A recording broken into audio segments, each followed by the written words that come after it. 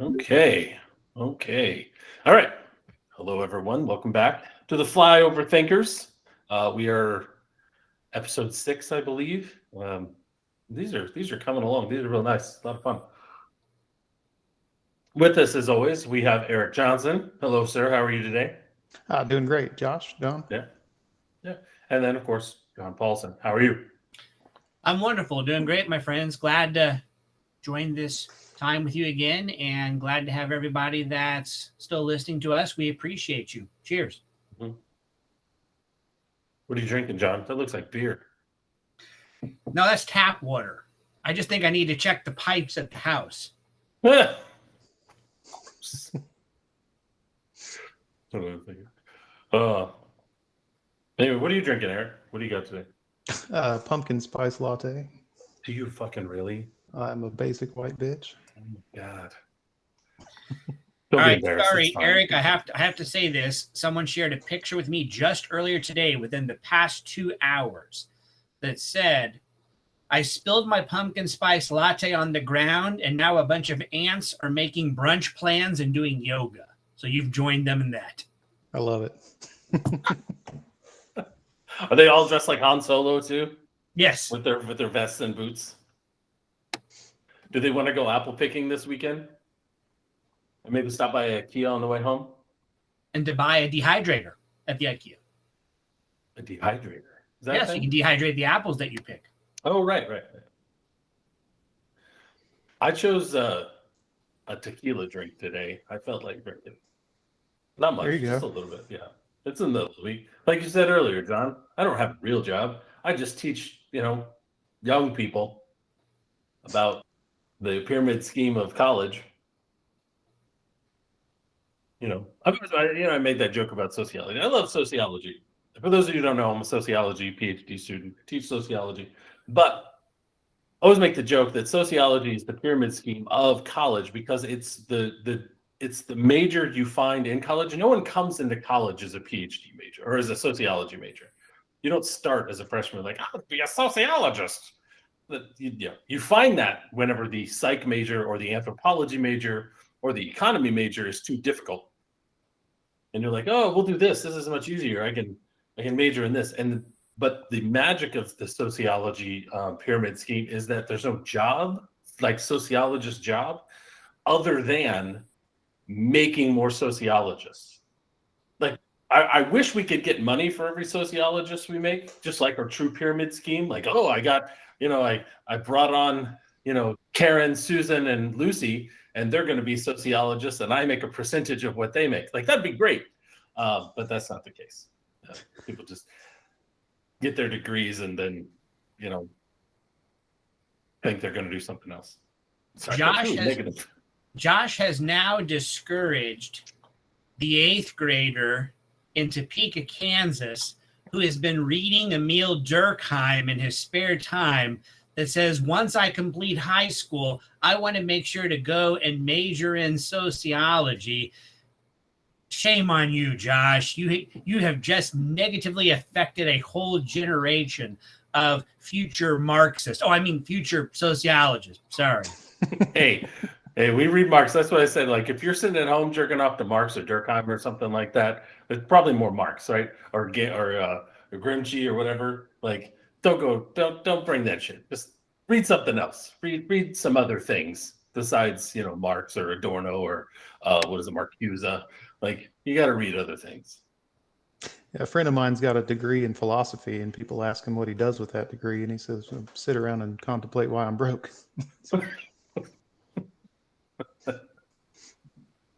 Yeah. So with going to college, this is where I experienced this the most. This is the topic of today, right? Actually not the most, but we want to talk today about this phenomenon of imposter syndrome. And I think a lot of people don't know what this is. They experience it, but I don't think they know what it is. Now, I'm going to throw this to John because John's the mental health person. Is there an actual therapy model for imposter syndrome or diagnosis or anything like that you could kind of define it for us? Wow. What a great question. actually, I've never had anyone ask that, and I think it's a great question to ask. It is not a clinical diagnosis. So there is no recognized medical diagnosis of imposter syndrome. So now, in all sincerity, the only thing that would be close, which is not what we're talking about here, is that people who experience delusions, which are extreme beliefs that are not based in a conventional reality, that are not true, is that there's several different themes that can come up in delusions. And there are delusions where people do have a sense that they have been replaced by someone else, that they are an imposter, or they believe that family members or friends have been taken away and replaced by someone else who is like an exact replication. So I think that actually became the basis for where this term comes from. But so when obviously what we're talking about with imposter syndrome is when people just have this sense that they're not truly good enough to be who they are and what they do. So especially in a particular job or having a particular title, there's this sense of, wow, if everyone really knew how incompetent I was, is that I wouldn't have this job or I wouldn't have this position or title. So it's a very important issue we're talking about. But I think that it is an offshoot of that sort of more serious psychiatric issue which could come up. So quick answer to sum it up, there's not a recognized diagnosis. There's not necessarily a prescribed treatment, except the only treatments would be for helping people to look at exploring and working with their identity and their self-image, the way they see themselves and their capabilities and their competencies. And I would add that there's a level of anxiety with that, because not only are you afraid, that you're not competent to do this job, there's a fear that you're going to be in a meeting, like it's weird, like irrational, specific irrational things. Like you're going to be in a meeting or you're going to be trying to do your job, and there's going to be someone who pops out that proves you're a fraud of some kind.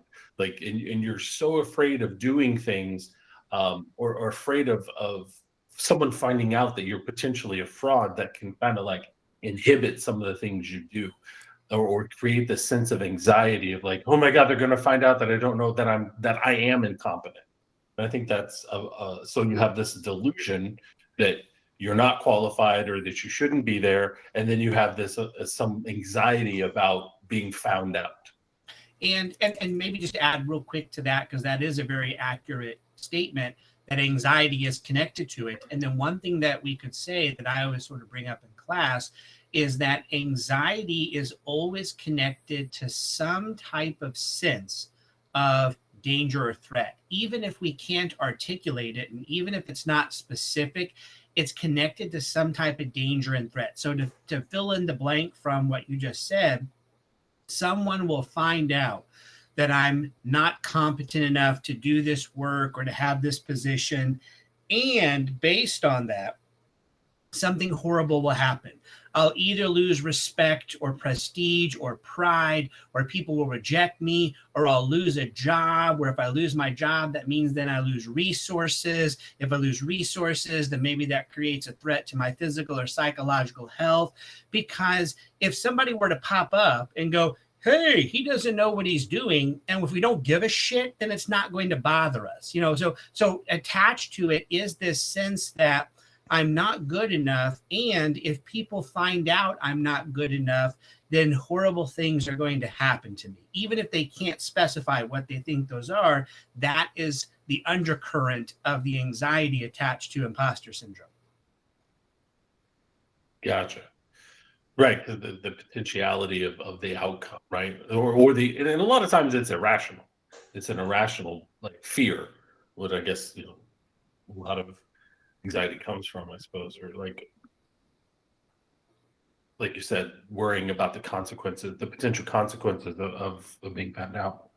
So let's dive into a few things for this. Let's like share with us like when. I'm gonna start with you, Eric. When, like, can you give us an example of when you felt this imposter syndrome? Like maybe the heaviest or like the most notable one that you can think of. Well, I had joked before on one of the previous episodes about, I was explaining the dynamic of this show to somebody, and I'm like, yeah, I'm with a couple educators, teachers, professors, and we just, you know, dissect topics and kick them around. They're like, well, what are you doing on the show? Like, so, I'm not I don't have a degree of any kind. I said, well, I bring the layman's perspective to the table. So now, I don't know. I don't really deal with imposter syndrome as heavily as some people. I mean, I think a lot of it has to do with how entrenched you are in your identity, and then what type of situations you're in where that's challenged. And one of the things that kind of comes to mind is in any situation when I meet somebody, they say, "Tell me about yourself." Like that right there, just like I'm like, well, like what do you want to know? Like what, like what's worth mentioning here? Like what I don't know where to begin, when people are like, tell me about yourself. And usually that's just kind of a blanket statement or a basis of, tell me how I should judge you. That's how it kind of feels to me. They want you to talk up about yourself, and you're like, well, what do I say? Like what kind of good things should I mention, or what how do I want you to think of me? That's I don't know. Maybe I'm picking that apart too much, but I don't know, John. What do you think? No, Eric, I think that's a good point, because a lot of times this dynamic is connected to a sense of competence, and then the way that competence gets connected with identity. And for some people, that's not going to be as prominent or as significant of an issue. So it's okay if you don't have that, because what it shows is a good sense of secure identity, which is, I don't feel any connection to a sense of having to appear that I'm competent or great at something just to sort of be me. And I vacillate back and forth, because I both kind of have that sometimes, and then other times this incredible dust storm of anxiety gets kicked up. Is that, basically, when I was born, the doctor, kind of put me in my mom's arms and said, here you go, it's an anxious child. I mean, so basically, since I came out of the womb, I've been anxious. So I've dealt with this a lot more, of always this kind of sense of not being enough, or not being good enough, not being as competent as other people. Like I mentioned on a previous podcast about, we're talking about kind of not being a quote unquote true man, flunking the man test. And so it's amazing that I've sort of noticed this in lots of areas of my life. All of a sudden, you study martial arts, and then all of a sudden it's like, well, but the art you study is not as good as other systems, or you're not as good as the other people in your system. Or then, hey, you got this rank. Well, that rank's not recognized by others or this organization. There's this whole effort to try to tear it down, and then we end up doing that to ourselves. Same thing now with being a therapist. It's like, oh, well, but, I'm not as good as the other people. I'm not as capable as them. I'm not as knowledgeable as others. Being a faculty, oh, well, I'm not really good enough to be here. I'm not good enough to be like a full-time faculty.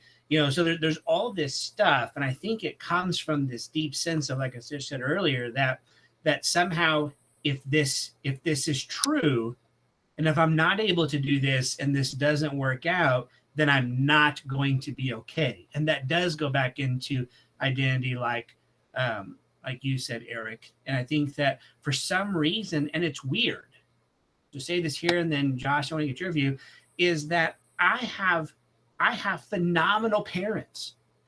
I've never grown up in a situation where my parents have told me you're only loved or you're only good enough if you do this. I've always had the parents like, listen, we love you no matter what.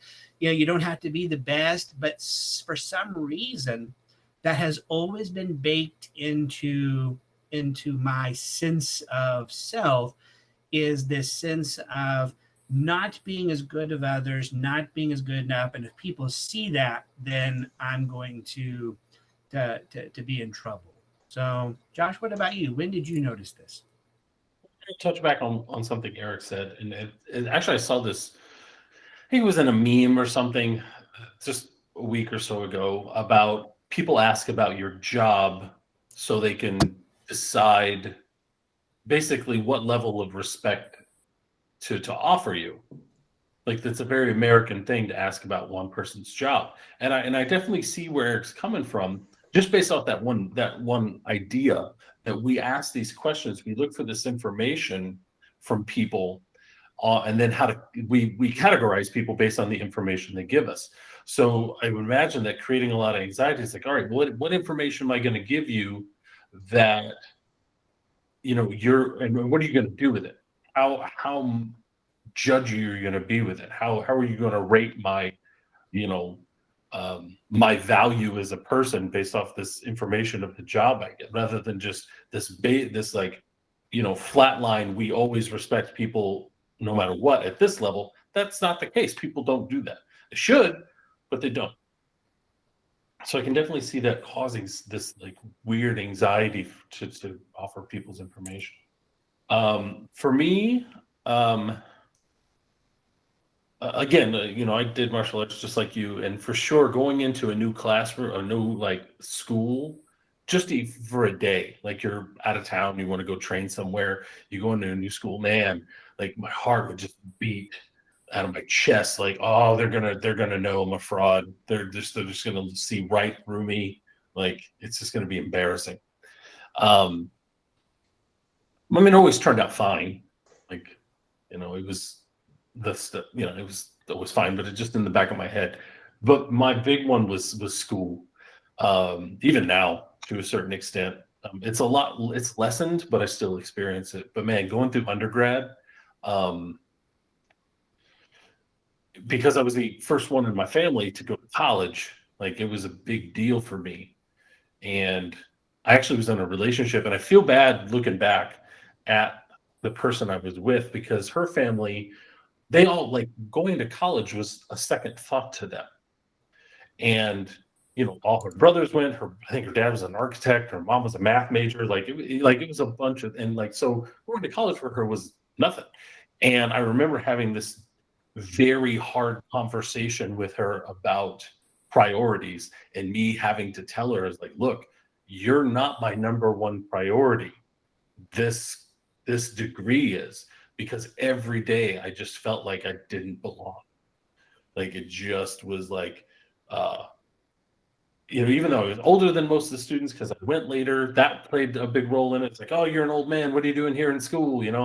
I was in freshman classes when I was 23, and they were all talking about how they were getting booze this weekend. I was like, I'm going to go work at the bar.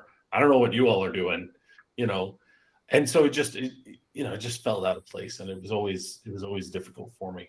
And even going into grad school, it felt the same way, but undergrad particularly, because it was such this place that I just couldn't struggle to navigate by myself. Really, I remember just every day was like, I'm going to fail this class. They're going to know, like, I don't belong here. I'm not smart enough, something like that. And I think I'm going to add to this and see what you guys think. I think a lot of this has to do with, and this is sociology coming out, class. And granted, I'm not going to take this away from people of middle or upper class who experience this, because they experience it in different ways, for sure. But for me, it was definitely class, because, I grew up poor. We didn't have a lot of things. Like, mom tried her best and she did a good job, but like, college was never a thing. It was never like, well, yeah, you're definitely going to college. That was not the conversation we had in my household. And so I think growing up, poor and then making that climb, you just don't feel like you belong. I don't know. What do you think?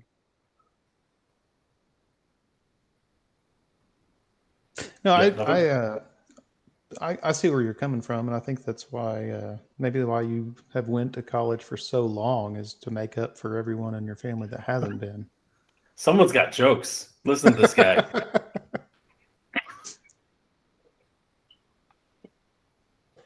Fuck you guys. I'm leaving. Now, somebody had we were talking about the show, and they had commented about the couple second silence between us talking. He said that he appreciates that we respect each other's voice and that we're not talking over each other. So if anybody's listening out there and there's a little bit of dead silence, that's generally why. And we try not to talk over each other. What? We don't talk after Jordan?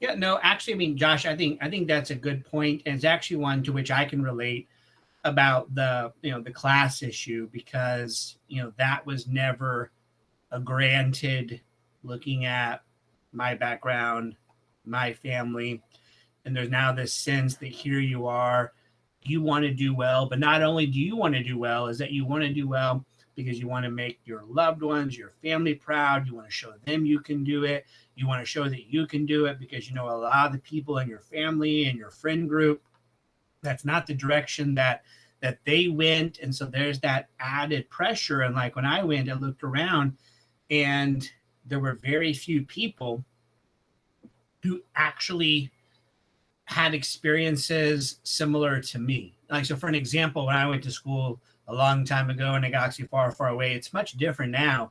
But most of the people I went to school with didn't work while they were in school. And I didn't have to work full time like some of my students do now, but I worked almost full time. So it's like I'm doing classes and I'm working. I didn't live on campus. It just felt like they had a much different experience of all that than I did. And I thought there's a sense of, I got to show them that I belong here at this table, and so there was that sense of I've got to prove myself. And so, and a lot of them had come from, because I talked to them, they come from families where this was just granted. Everybody in their family's gone to college. Their parents have been saving for their college since they were, 2 days old, and that just wasn't the case. And so I definitely think that probably in that area, that definitely contributes and doesn't help. Let me jump in real fast and ask you a question. When you experienced that, because I have an answer for this too. When you experienced that, was there jealousy or resentment that popped up out of that imposter syndrome comparatively? Well, I think that's a skillful observation, because if we, and this is not just with imposter syndrome, but I would like to suggest, of course, this is just an observation, it's not a fact, but that, when you look at sort of the opposite direction, the other side of the coin from that sense of anxiety, it actually is more of a sense of aggressiveness. And jealousy and anger are a type of aggressiveness. So they're both defense strategies. The anxiety of maybe I shouldn't be doing this because it's too much of a threat. That's a defense. Or fuck them, they've got it easy. Like they don't know who I am type deal. That jealousy is almost another type of a defense. And actually those usually live together. And at least they did for me. I had both. I'm both scared to be proven that I'm not capable enough to be in those rooms and at those tables. And at the same time, I wanted to be at those rooms, those tables. I looked at the other people and I had a sense of contempt for some of them. So it's like, I both don't want them to reject me, but then I also want to reject them, because I did have that sense of jealousy and criticism. So both of those went together, at least it did for me. Yeah, I feel like I spent a lot of time trying not to be that guy, looking at examples of people across the table and be like, fuck, I don't want to be that person. Trying to distance myself from that. But my resentment came in a different way. And I'd be curious if anybody listening has experienced this as well when they deal with imposter syndrome. And just like you're saying, like you'd hear people talk about, oh, my dad put money in my account today. We can go get, whatever, this or that. Like, or I've got, daddy's credit card. It's fine. Which I went to IU, so I saw that a lot.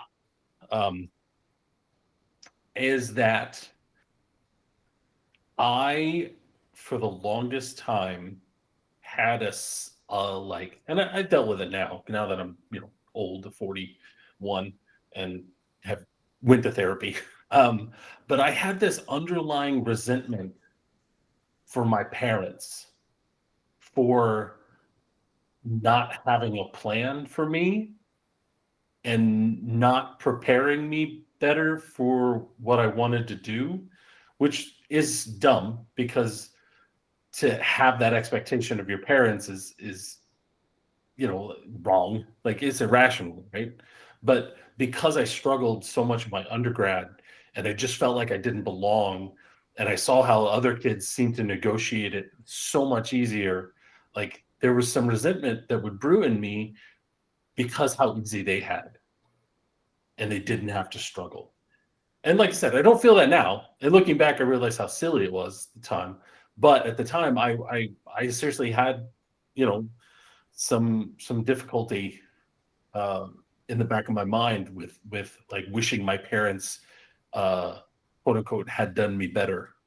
I don't know if you experienced anything like that, Eric or John. Well, Eric right now is going, well, apparently, based on the conversation observations, either neurotic people go to college or people go to college and college makes them neurotic. So because Eric's like, I don't have any of this. He might be the healthiest person in this conversation. No, I think, like I was saying earlier, I think a lot of it comes down to how entrenched you are in your identity, what all your identity means to you. So if someone says, tell me about yourself, I struggle to do that because I don't have this identity that I'm so clingy to. Whereas, people in your profession, that's part of your identity. You are a professor, John. You are a martial artist. Like you're wrapped in so many layers that's how you identify yourself. I'm not saying I don't have any, hobbies or accomplishments or whatever, but that's not how I identify myself. So, like I said, when people say, tell me about yourself, if you can more easily do that, then you've got more readily available ideas of who you think you are. Does that make sense? Yeah, that's a good observation. And Josh, one thing that comes to me, like you're talking about, with the whole sense of a bit of the criticism of or resentment towards parents, they should have had like a better plan, all that. I think that's actually more common for people in general, and especially for people coming at some of those activities from kind of our histories, and trajectory. Something that helped me with that, hindsight's 2020, now here decades after that whole process. But actually, because at the time I didn't have as much of that, but I can appreciate that you did. But something that made me add a lot of extra pressure to myself is I looked at it and I was like, okay, so my grandparents on both sides, the highest level of school they ever completed was 8th grade, if they completed 8th grade. Some didn't. Like my dad was the first person in his family to graduate high school. And then other people did too, but sort of the same thing with my mom, and her siblings. And, you go back and you listen to some of those things, and then all of a sudden, so I kind of realized over time, because again, is that I've got a wonderful family. I love them very much and they love me very much. And I know they're proud of me. So this next comment doesn't in any way say I don't think they're proud. I know they're proud. But again, so like, what do? I'm a psychotherapist and like a professor. is that, and they are all these very skilled electricians and heavy equipment operators. And there's almost a sense of, and what do? It's like, again, it's like almost like there's just not that same frame of reference, because their whole lives have been much different vocations. Now, I will say vocations that I'm very proud of that they're good at. So I'm not minimizing that. I'm not saying different at all, but I'm saying it just as like a frame of reference. That's a term that comes to me, like you said, that our parents did not have the same frame of reference as like your ex, whose family just had the college frame of reference. That's just what you do. That's just what people do. Is that was never even a possibility, like in our parents' or grandparents' considerations. That's just not what people do. So we ended up being the first people in sort of our families to explore that trail. And that's a rough place to be, because you don't know what to expect on the trail, and they don't know how to guide you. All they know is they want you to do well. So over time, I kind of looked back on that, and it kind of made me realize, well, that's part of maybe what some of that was. They just didn't know. And how could I expect them to know? Because that's not something that, quote unquote, people do historically in those families or in my kind of like small subculture. Yeah, I get it. And then I actually experienced the same thing. Like eventually I came to that conclusion. It's like, we're just at different levels. I chose to go this route. I could, like, honestly, I don't think I could have gone their route. Not that I'm lazy. I'm just a lazier than they are. How's that? We'll just put that equation in there. Like my brothers work very hard. Like my younger brother started a handyman business. My older brother he's actually in the pot room at Alcoa, which is a tough job. Like my mom retired from Alcoa, the factory workers, and so and I don't want to minimize that effort at all. That's if they do actually listen to this, I don't want them to think I'd look down on that. Absolutely not. It's a whole other work ethic that I know I don't have. And I think that in and of itself was a big revelation for me, that no, they didn't prepare me for it, but maybe it's just on a different radar. My younger brother said something to me once, and it kind of hurt, but I understood what he was saying.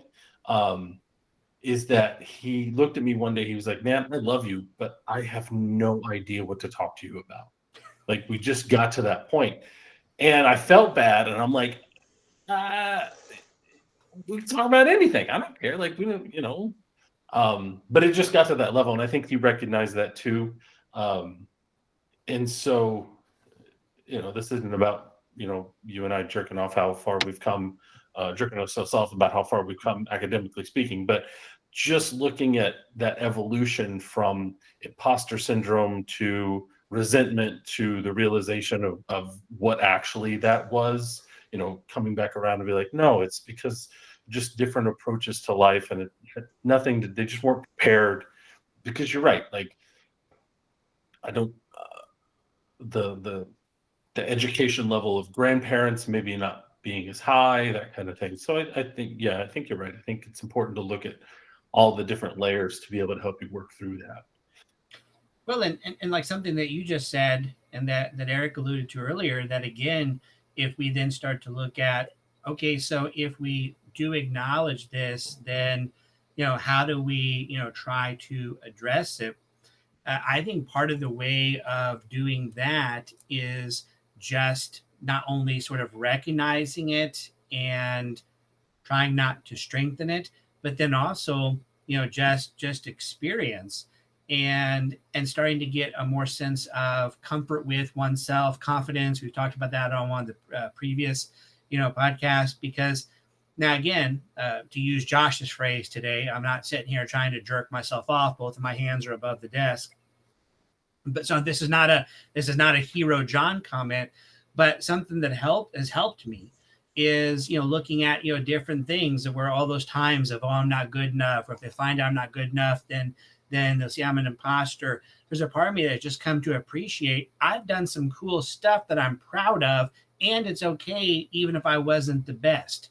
And just like, you said about disappointing some of your own predictions, like go into like a new martial arts school, like I look at and I go, listen, I actually worked as a stand-up comedian for a while. I performed as a stand-up comic, including professionally. Has anybody ever heard of me? Fuck no. Was I great? Not at all. But I did it. And what a wonderful opportunity and experience. So I treasure that, even though it's not what I do now. I wasn't like, popular or known. Doesn't matter. I can say I did it. Same thing with martial arts. Like if I ever competed in the UFC? Hell no, never did, never could. But I've had these wonderful experiences with that. And I'm appreciative of the skill I have. I no longer have to think that I have to be the best. Two things that came to me with this was, and I always try to tell students this, I love it when we disappoint our own predictions, because, like I'd often said, my original plan was hopefully to try to teach at university when I was trying to graduate with my undergraduate degree. And that didn't happen. So I thought, well, I guess it's not in the cards. And then I started teaching as an adjunct at a community college. And I thought, oh my gosh, I'm teaching at the college level. How cool. But I would never be able to do this full time. Years later, that program added a full-time faculty position and I got hired. And then now I'm like, oh my gosh, I'm teaching full-time at a college, but I would never be able to do that anywhere else. I would never be able to work at a university, bigger system. And then all of a sudden, I'm teaching at a university. Oh, wow, I can't believe I'm here, but maybe I won't get to stay. Like I would never sort of like be able to thrive in this system. And just earlier this year, I got tenure and promotion. So I was actually wrong every step of the way. Same thing then with some of the stuff we have to do as academics. I thought, well, I will never get anything published. And then I actually wrote a letter to the editor for my professional organization's newsletter, and they printed it. And I was like, oh my gosh, my name is in the newsletter, but I would never actually get anything real published. And then I got published in a national magazine. Well, that's different than a peer-reviewed journal. I thought, oh my gosh, I've now published in a national magazine, but that's not the same. I would never be able to publish anything like more scholastic. And then I got accepted a journal article. I was like, oh my God, I'm printed in a journal article. But my name would never appear in a book. And then me and some people got invited to do a book chapter in an edited volume. And it's like, holy shit. Like every time I told myself that I wasn't good enough to do something, or that if people found out, I wouldn't have the opportunities, I have been wonderfully wrong. And so now these days, I think that I've come to a better place of being able to take some healthy pride in my efforts and my accomplishments. And I'm okay with those because I don't have to be like the lead researcher in my field that is internationally known. It's great, those people who are, but I don't feel the need for that in order to feel okay with me, because I can look at sort of where I'm at. And I'm like, hey, wow, I'm kind of proud of what I've done. I've done some cool stuff and I'm cool with it. But that's actually taken a long time. It's taken about 2.5 decades to kind of get to that point. But so I think that as we're talking about how to work with those feelings of insecurity and imposter syndrome, I think eventually it's realizing that the downside of it is maybe it keeps us from taking chances or pursuing opportunities. And then that becomes a self-fulfilling prophecy. And if we can just get more comfortable and confident in the successes that we do have and not trying to compare those so much to, well, that's greater than or less than other people's accomplishments. Hey, I'm glad I did this as opposed to not doing it. That's been something that's been helpful for me. So I don't know, but like Eric, like since you tend to have, this, like you said, this kind of where there's a good sense of confidence in what you do, where, it's not as a central point in your identity. Anything I said there, does any of that make sense at all? Or do you have comparable things where does something to help you just feel kind of comfortable with yourself, that you're kind of confident in who you are and the stuff you do? Well, I think maybe I'm a big fish in a small pond. Like I haven't taken the steps to venture out toward the success that you guys have aimed for, shot for, and hit. Maybe that's why I'm more secure and comfortable in my zone, is because it's not as broad, so to speak. I don't know. I'm not good at doing. Well, let me ask, Eric. Have you not done those things because of fear of imposter syndrome, or just that doesn't appeal to you? I don't know. Like, if I ever went to college, I would want to be like you, Josh, like a professional student. Like, no, like I wouldn't do it for the sake of a degree. Like, I'm a collector of information. I always have been my whole life. I research and study and pick apart and dissect everything down to the molecule it's made of. That's just my natural curiosity. Like, I love learning. Like, that's one of my passions. So I don't know that if I went to college with that approach that I could feel like a failure, because as long as I was learning, I mean, the only downside would be the debt that I would be accruing for for being there. So, I wouldn't be shooting for, a specific degree or a title or whatever. So, like, I don't think that I could fail in that arena, but I don't have the time or money to do that sort of thing. I didn't make college a priority early enough in life. Now I've got a family to support and I've got bills and all kinds of things that, it's just kind of out of the question right now. But And also too, I mean, so Eric, I mean, I'm not gonna try to play, Madam Cleo mind reader, but just based on kind of our conversations and our relationship, something I would predict that also now, because I'm thinking of, okay, how can we as people work with this and try not to let it, hamper us so much? I think in addition to just getting kind of more comfortable and confident in the things you've already done, the accomplishments you've already had, regardless of how big, those seem to be, is also because I think you're like me, is that there's also the sense of, like Josh talked about earlier, instead of asking, well, what do you do? And it's almost like trying to be a gauge of, well, then how much worth do you have? Or like, how much of a threat do you seem to be? Like, how good are you? The more we let go of that, I really now am impressed by other people's talents. I see what it takes to get good at anything. And I look at people that are good at things I'm not good at. And instead of seeing that as a threat, I'm like, wow. And I really enjoy seeing people do well and succeed at what they do. I just truly do. Some people don't, but I think that's a trait that helps me. And I think that's also something I see in you, which is when other people do well, you don't see it as a threat. You see it as a, hey, good for you. And, oh, that's cool. Tell me what you do. Because like anymore, it's like if I meet somebody, it's like, oh, well, I'm really good at this. That's awesome. Tell me about it. Let me see if I can learn from you. Is that I really believe there's enough success to go around. This is not a Mad Max Beyond Thunderdome competition that I have to show I'm better than you. I would rather spend my time focusing on people and relationships where I can go, oh, you're good at that? Oh, that's so cool. Guess what? I'm not. Maybe I can learn about it. And hopefully them from me. And I sense that from you as well. So that also might be one of those protective factors that's like, instead of seeing people as competition, you see them as not only sources of examples of when people succeed and do well, but then also you like the fact that they do. I mean, I do, at least. I mean, I don't like to see when people make fun of people that are struggling or failing. Is that I like it whenever I hear people succeeding, and it's like, yes, good for you. Yeah, I experienced that a lot. Honestly, going to the gym a lot has made that a thing for me. I think my early days in martial arts, I would do that thing where you pick apart someone else's, uh, training or their, discipline, and it's just dumb. But as I've gotten older, and I do strongman now. For me, the community is amazing because,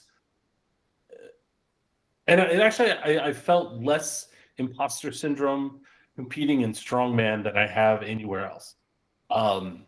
Because the community is so like welcoming, to the point where, just like you're saying, rarely have I ever seen anyone like talk shit about someone who missed a lift or even made a lift. Like their success, they look down upon him. Oh my God, I can't, like, oh, he's gonna hurt himself. It's like, no, every time somebody succeeds, it pushes everyone else to then go harder. It's just be like, all right, well, they did it. Let me see if I can do it. And then they try to surpass that. It's like, well, he did that. I caught up with him. Let's see how far we can go. It's like, that's one thing I do like about some sports, is that it does push people to go forward. Like first time someone made a 4-minute mile, everyone was freaking out about it. Now it pushed a lot of people forward to make that 4-minute mile. And now they have a sub 4-minute mile too. That's so fast. I can't even walk a mile these days. But you had Eddie Hall, who broke 500 kilos. Now you have Hathor, who did 501 kilos, and what's going to happen next as far as deadlift goes, and it just echoes forward or pushes things forward. And I think if we can use those examples in real life, maybe imposter syndrome won't be such a big deal. I wanted to go ahead, and then I have another question for you guys. Oh, I mean, one thing I just want to say off that, just sort of real quick, is that the crazy thing is, because sort of like something that you said, it is like, I might have said this on another podcast. I'll say it again here because it fits with imposter syndrome.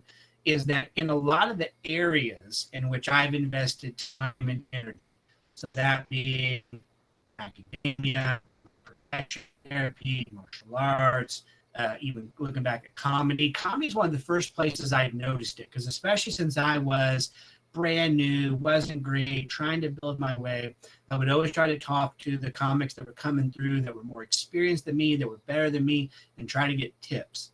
And I noticed something with them that I've also noticed in martial arts, I've also noticed in academia, I've even sadly often noticed it in therapy, is that you get one of two sort of types.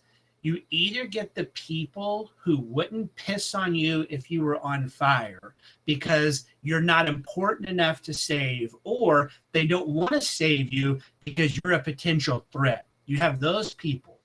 Or you have the people that it's almost like jazz.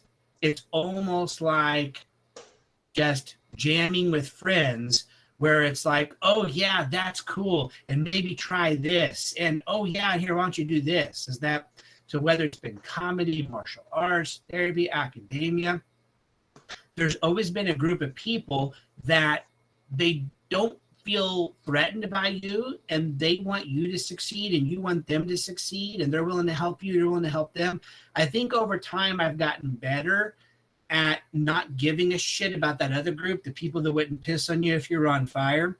And I'm better at sort of tuning them out. And I look for the people who want to jam with me. I look for the people that just want to riff and like it's kind of a jazz. So to me, that's been helpful, is being able to see those two differences and then actually trying to seek out the people.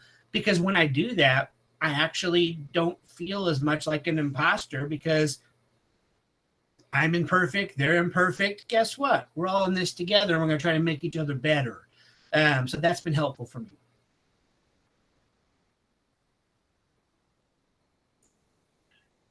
So I want to take this in a slightly different direction, because I had this thought earlier, and we talk about imposter syndrome with work, or for academia, school, hobbies that we do.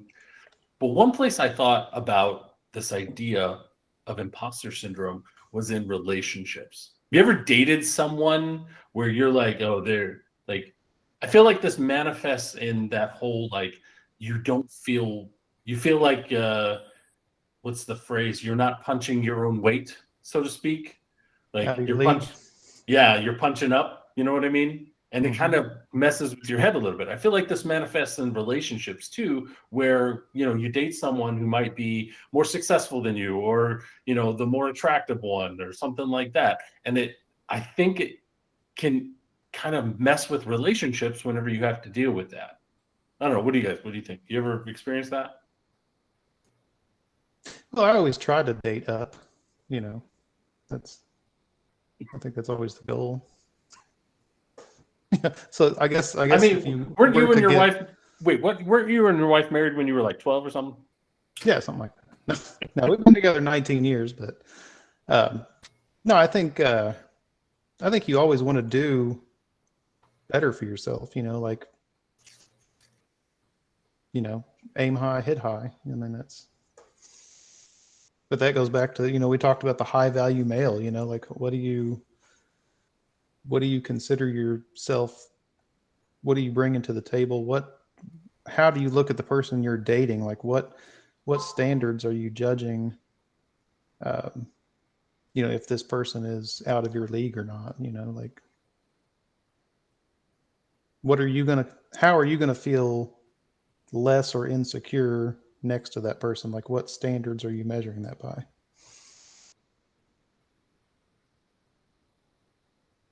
Well, I think it could be a lot of things, but I think this idea of imposter syndrome kind of is prevalent in there. You're right. What are you judging this by? But people do. People still they're they might, like I said, they might be more attractive, and it's going to make you insecure. You feel like you're going to be proven as a fraud, or you get that.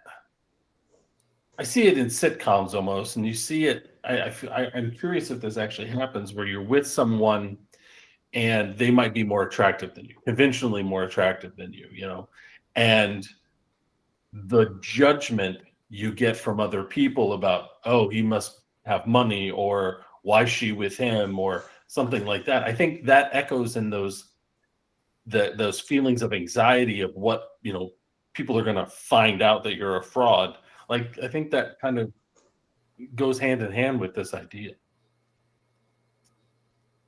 Well, I think a lot of that is the voice in your head. I mean, people project things all the time, like what they think someone else is thinking. So, and that's typically the voice that you have inside your head is, the nagging of, oh, I bet they're thinking this about me, or, and it never really aligns with reality. I don't want to say never, because it might, people might be judgy little bitches like that, but, yeah, I think the imposter syndrome is deeply rooted in insecurity. And so that comes back to how entrenched you are in your identity. So, I mean, if your identity is so easily shaken, you've got to look at the layers that your identity is made of, and to find security in that, you kind of need to address those. Make sure your tie is straightened. Because that's part of your uniform, your costume. That's your identity is your costume. That's what you wear for people to notice you, to recognize you, if that makes sense. Yep. Hold on. I mean, in all seriousness, Eric, that's a great comment. I mean, let's reflect that line back for a second. Your identity is a costume. I think that's very accurate and very useful to say. It's all part of the role that you're trying to play on stage. Absolutely. I had made a post on Facebook. I was going to read it. I made it over a year ago, but it's relevant to our conversation here. It kind of has to do with identity. It says, you don't pick your name when you're born. I had to learn over time that when people said Eric, that they were talking to me. I had to learn to be Eric. People called me that enough that I related myself to it. I became Eric. That's not a hurtful name to be called. But if I was repeatedly called something hurtful, I'd eventually accept that as who I am. So be mindful of how you talk to people, but more importantly, be mindful how you talk to yourself. So in terms of identity and imposter syndrome, what you tell yourself as far as your inadequacies or your insecurity or whatever, you're going to end up believing that. I mean, that's your voice in your head. And, like Josh was talking about earlier, they must think that I have money, or, you're always going to be projecting someone else's voice in your own voice inside your head. So you have to be mindful of the things that you say to yourself about yourself. And that's something that I've always tried to practice. And that might be why I'm usually secure in my identity, is that, I try to be mindful of the way that I talk to myself internally, if that makes sense. It does. And actually, I'm not trying to belabor the analogy, because I actually think it's a very good one. I think it is important to point out that we need to be very conscious about how we're talking to ourselves, because we talk to ourselves over and over and over, and it's like we are learning and rehearsing lines for the play. So, the way that we talk to ourselves is going to be something that we're repeating and that we're just doing just too excessively. So I do think that's a good comment, because now you also made me think, though, that, and this ties to kind of working with anxiety in general, not just imposter syndrome. What I'm about to say, my phrase is, it's easier said than done, and doing is the hard work. So I'm not pretending this is always easy or automatic. But the two things to work with anxiety, and just like you point, Eric, is that sometime anxiety is going to lead to assessments or predictions that either are not accurate or don't turn out to be accurate, or as accurate as we thought. So one way we can work with it is actually sort of questioning how accurate it is, because there's always a chance that, because the way anxiety works is that we might be making some predictions or having some expectations that are just not accurate, and we can recalibrate those. That's one. But then what about if it is true? So if people are saying mean things about me, then okay, that's the reality. So, but what weight do I give that? And so the other thing is that even if it is true, then what type of sense do I make about that? Guess what? They think about me in a negative light, then the only reason that bothers me is because their opinion of me, their view on me, is something that I value. And if I don't, then why am I going to turn over my well-being to people that I don't care about and don't respect, and who I know don't give a shit about me? So sometimes those messages that we say to ourselves, if we look closer, they're not going to be accurate, because anxiety skews our perception. It just does. But then other times, even if there is some actual reality to it, then our next question is, and what does that mean? And then what does that mean and what I should do? Because, and like I said in a previous episode, that's something that helped me, is I've had some really good friends and some good role models that have then helped me to be able to sort of go, guess what? Even if those people hold those views, fuck them. You know what? Fuck them. Is that, why are you giving them so much weight and so much impact over you? And now, obviously, sometimes it does help us to have some concern or regard for how other people view us. I mean, I think we all generally want to be viewed well by other people. So I'm not saying just don't care about what others think at all, but we can think about that too excessively. And so I tend to have always have thought about that too excessively. I've given too much weight to how others view me. And those role models and those friends have helped me to be like, what, they're critical of you?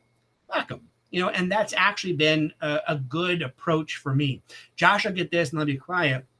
I'm glad I've kind of come to this academic stuff later in life, where I am kind of more comfortable with myself and confident, because like when you're submitting things to journals, they tend to be rejected, especially the first go around, and people leave feedback. And sometimes that is helpful and constructive. And the other times it is absolutely not. And so like I got review back on an article. It's about a topic that I know a lot about. Not trying to do this, but I just do. But the feedback was like one paragraph that said, this article is too rudimentary for the readership of this journal. It's obvious this author has done no serious work in this area. This is nothing more than a poorly written graduate paper. And I thought, my quick reaction was, well, holy shit. Well, next time I won't send coloring pages. I'm just like, really? Because I could just tell there's nothing productive in what they said. Now, go back to 20-year-old John. I wouldn't have handled that well. I mean, I would have really had a hard time with that. So that's why I think I'm lucky I've had some of that time and work and therapy and examples, because it does take a lot to get that point. But we finally get the point where we're like, listen, is this accurate? And if I look at it, maybe it's not. If there is some truth to it, then what do I do with that from there? I think that's something that we have to do with any given situation, is to, instead of being dismissive of our feelings, I think we need to investigate them a little further, as far as like, if you're feeling insecurity, if you're feeling fear or anxiety, we need to think of that as a teaching moment, as in, let's find the wisdom behind what this feeling is trying to teach me. If I'm feeling this in this situation, there's something about me that needs healed, that needs addressed, that needs taken care of to better deal with this situation next time. So anytime I feel anything, that's how I try to address it. I don't get consumed by that feeling. I try to think of it as a teaching moment of, why do I feel inadequate, or why do I feel fear or anxiety, or a dog's whining in the background. So yeah, I just try to look at things as a teaching moment rather than getting lost in that feeling. Try to dig it up by the roots and see why it's growing there, if that makes sense. And Eric, that's a great comment. Let me say one thing, then Josh, I'm going to throw it back to you, because this is actually something I had written down on this topic when we talking about it, and ties exactly what you said, Eric, which I think is great, which is how to not get washed away by this, but then also see it as maybe some wisdom of what's it teaching us. Because I actually, when I was thinking about us talking about this topic tonight, this is going to sound really odd to say it this way, but I said, okay, well, what if I was trying to steal position imposter syndrome? What's the good thing about it? Or what's the good thing about us questioning our competency and skill? And so one thing I did identify that could potentially be helpful. So when I have the honor and privilege of working with our students that are training in the field right now, they're learning how to do their craft, they're learning how to do therapy. And a very common thing they'll say is, I'm worried I'm not competent enough. I'm worried I'm not good enough. I'm worried I don't know enough. And one thing I tell them is, I say, you know what, that's natural. And actually, I think it's healthy and helpful, because the anxiety reminds you about what's important. It's reminding you that you're important to you because you want you to do well, you want you to succeed, but it's also reminding you that what you're doing is important to you, because if you didn't want to get better at this, you wouldn't care. And it also is kind of telling you that you see how important this is, because what you're learning, you're going to be using to help out other people in need. I want you to be good at that. And I want you to always be having a little bit of thought of, how could I get better? Because I have that same sentiment. So I do think that sometimes that anxiety can actually be sort of the wisdom that's trying to teach us something. We just have to make sure not to let it overwhelm us, just like you said. So I really think that's an important point that you brought up, Eric. All right, so Josh, I'm going to shut the fuck up. Absolutely. Not to shut the fuck up, but like I just wrote this down, this idea of like the opposite of imposter syndrome can be dangerous. This false confidence, right? This feeling of like, I can do whatever I want. I don't care. I am like, I don't need to ask for help. I'm overqualified for everything, and I know it. It's almost like what is it? Like a sociopathic behavior, right? Or narcissism. This is high level narcissism where you don't feel, or you feel this inflated sense of confidence. And I'm sure anybody listening who's had a manager has experienced this at one point in time or another, like this idea that they know everything, they know all, don't question them. Like, I think that has some very dangerous potential, like people losing jobs, people like getting hurt, things not going correctly. Like when you think you know everything and you're not willing to check your humility, I think has some definite negative side effects. And I want to touch back on this idea of sense of self. We could do a whole series on our whole show on this idea of the sense of self, your identity. And you were talking about looking to others, and in sociology we talk a lot about that. We talk a lot about this identity and sense of self we actually get from social interaction, right? You were actually you almost were talking about Goffman with your dramaturgy of being a stage and stuff like that. But then we could also bring up Cooley and the Right. looking glass self. I'm just trying to impress Josh for a second with my minuscule knowledge of sociology. Right, exactly. Actually, when you were talking about, you were mentioning that this idea of like the looking glass self, right, is this idea that we think of ourselves through the eyes of others, right?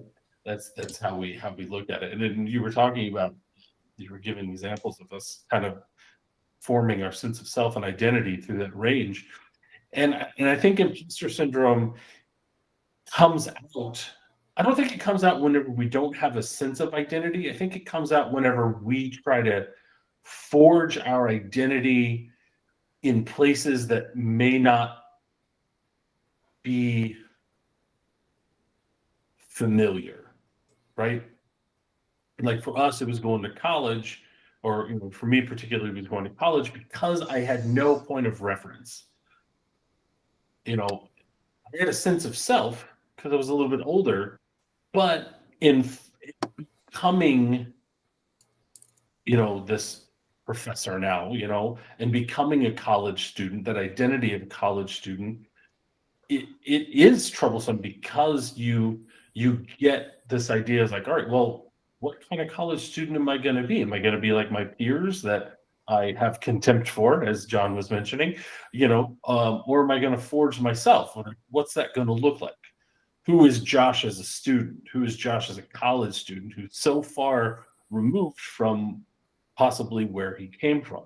And I think that sense of identity can be scary for some people to form because they're worried about getting it wrong. And I think in and of itself is a form of imposter syndrome. This idea of I made myself the wrong type of college student. Holy crap. Like I jacked that all up. And I think that happens in a lot of places, getting a new job, things like this, like you're becoming this, whatever that job is. And you're like, okay, I need to form who I am in this role. And I'm worried about fucking it up. So it's going to create this sense of like, I hope I don't get this wrong. People are going to know I don't know what I'm doing. But I heard a quote the other day in that the majority of people in all jobs have no idea what they're doing.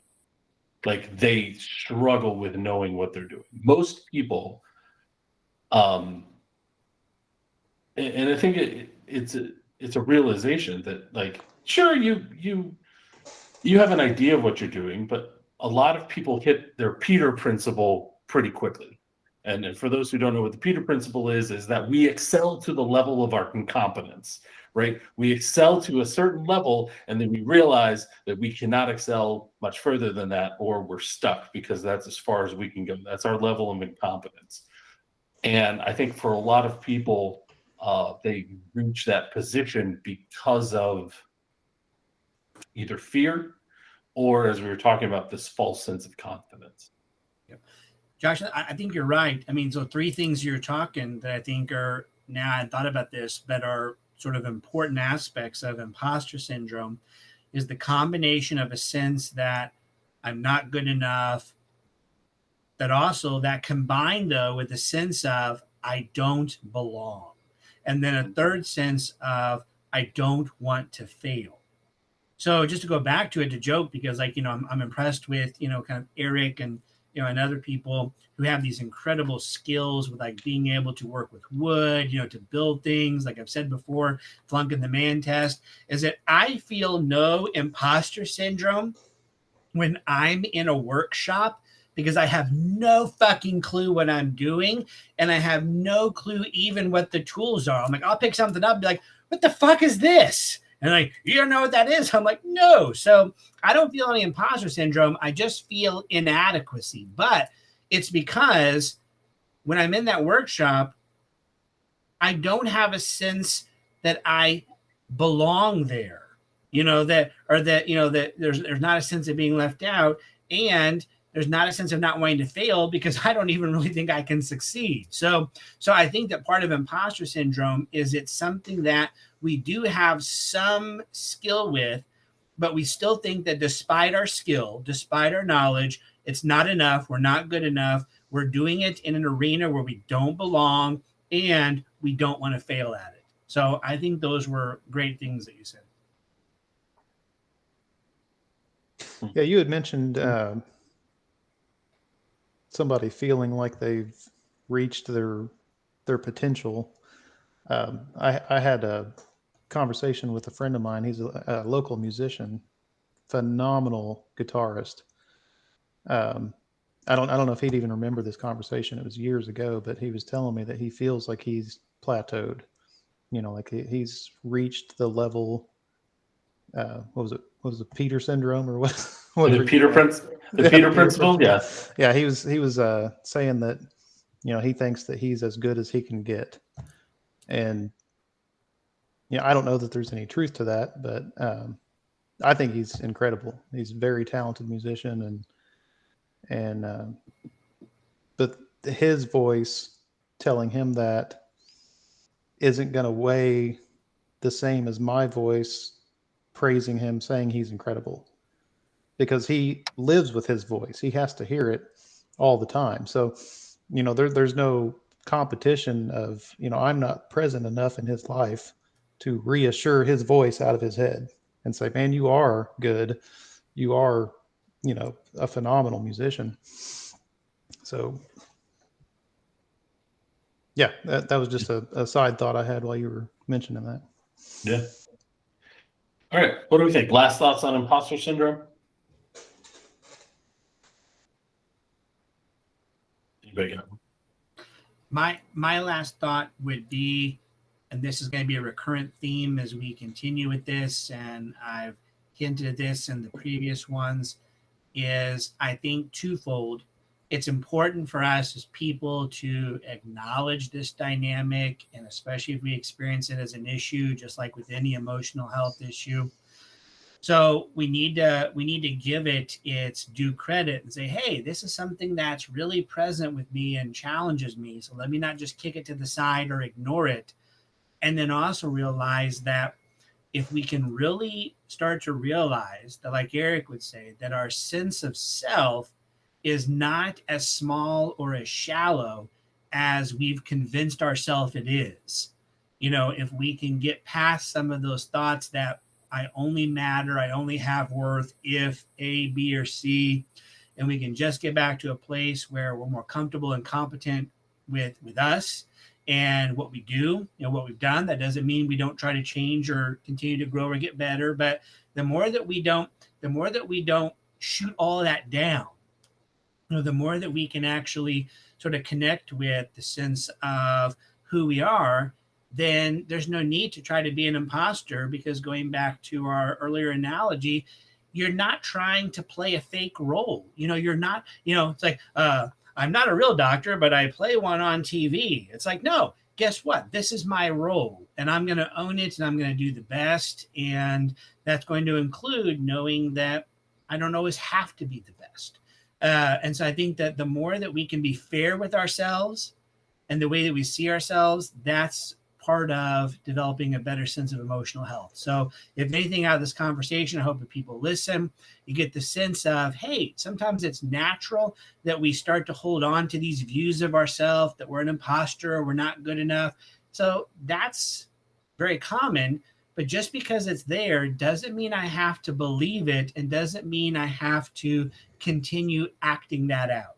Let me try to get to a place where I'm being more fair, more accurate with myself. And I think good things come from that. That's my final thought. I think going back to seeing your identity, in terms of a costume, like I said, there's different layers of what make up our identity, and how we get up in the morning and face the day. What costume are we putting on? And John, I'll use you for an example because you've got professor and martial artist and comedian, and you've got all these different costumes that you wear for each role, and no matter what event you go to in that situation, you're going to have a name tag on that costume. Your identity is, you find yourself attached to that identity because your name's attached to that.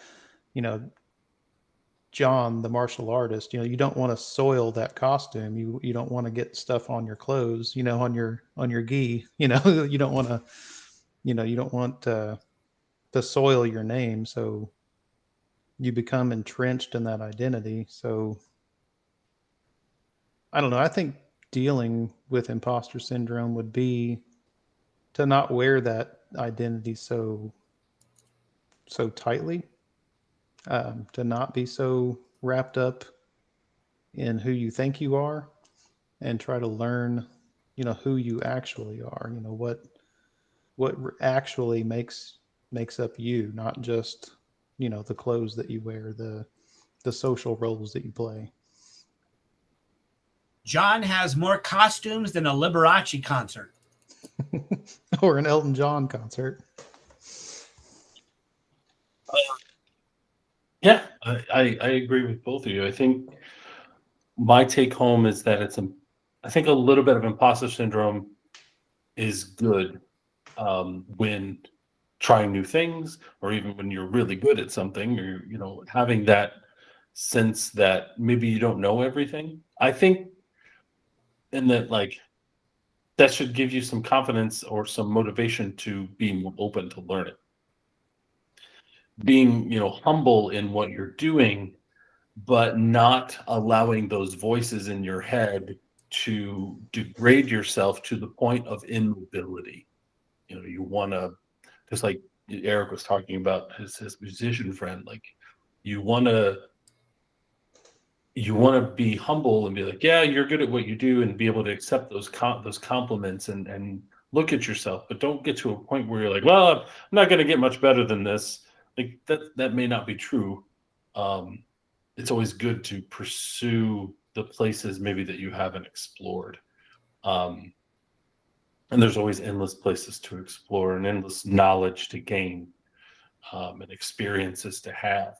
But I think it's important when we're talking about imposter syndrome to don't think you shouldn't be there. Don't think that just because it wasn't in your cards growing up, or that you're too old, or that whatever your identity is that you kind of, connect to, don't feel like that part of your identity should be inhibiting any way to what you're doing, right?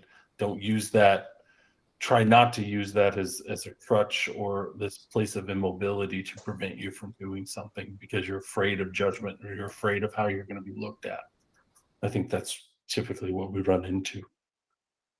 But yeah, good talk today, guys. I appreciate this one. Hopefully people will listen to it and, at least get some solace out of it. Maybe some random college student somewhere, or someone going into some, pottery making class, watches the video before he goes in. He's like, you know what? Right. I do deserve to be here. It's okay. I'm going to learn something new. That'll be success for me. But with that, and so maybe if anything at all comes out of this podcast episode, anything beneficial, anyone walking through that door at the university and going, you know what, maybe I should study sociology, then what you should do is turn around and get the fuck out. So that's the only thing you shouldn't do. Take from this is that this is not a discipline. It's a multi-level pyramid scheme. It's a cult. So Go get a business degree. by God, you know what? I'd rather somebody get a degree in fucking pottery than that. So sorry, I'm having to sling some arrows at Josh real quick. I appreciate and value his intelligence and what he does. So this is just a little friendly social science ribbing. So feel free to major in sociology if you want, but like Eric said, only if you really want to not be able to afford a low quality degree. I think we both flung a few arrows at Josh today, but That's right. He's a strongman competitor. He can take it. Sure. The weight of your insults is nothing. what is that they say that those who can do and those who cannot teach? Is that You're is that how the saying absolutely right. goes?